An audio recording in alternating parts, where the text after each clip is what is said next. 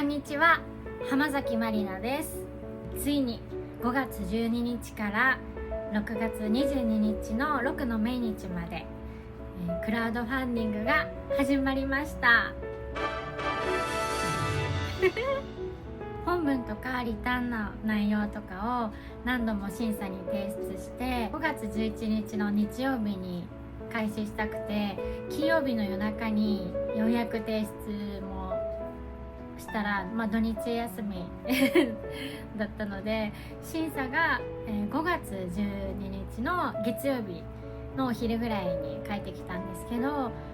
そこでも修正が見つかってですぐに修正して、でやっと、夕方に審査が通りました。夜の21時に公開したくて、お風呂も入ってもう急いでスキンケアして急いで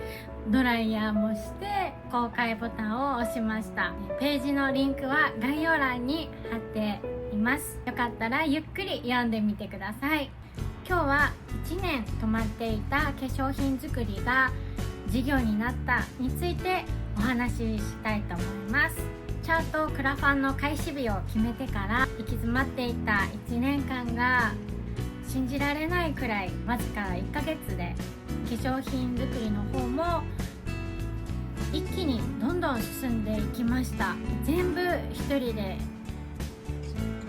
チャート一緒に決めてきました。コンセプトの成分、香り、開発者の声の内容、容器、箱の材質、容器に貼れるラベル、それらのデザイン、楽器法っていうのがあるので、それの表現の言葉の選び方、販売名と商品名っていうのも2つあるのも知ったり、商標のこととかで、ロゴのデザインの依頼、アイコンのロゴにするか名前のロゴにするかとか、デザイナー探しもで、ホームページの作成、ドメインの取得、商品の撮影、自宅でもやってみましたし、カメラマンさんも探したりしました。SNS 配信の内容とか、サムネイルの作成、こういうことを全部同時に一人でスケジュール管理もだし抱え込むことになってきたので、ノーションっていうのを使うことにしました。で、タスク管理はなんとなく自分の中で嫌なイメージがあって、タスク管理っていうのが目的になりそうだし、それに時間使うっていうのがなんか好きじゃなかったので嫌だったんですけど、でもノーションやってみるとカレンダー機能とかトゥードゥ機能とかメモとかもあるので、今日あれもこれもやらなきゃっていう抱えていたものが明日考えようっていう風に身を下ろせたと思います。で、親が自営業なので自由な働き方っていうのも見ていたので、企業自体は身近な存在ではありました。でも実際に一人で一から始める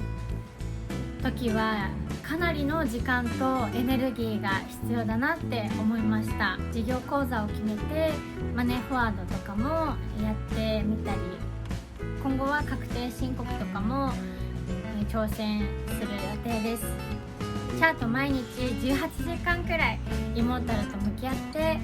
一つの事業として進めています。また次の動画で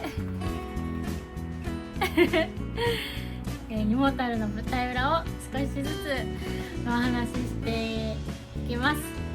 続きはお楽しみに。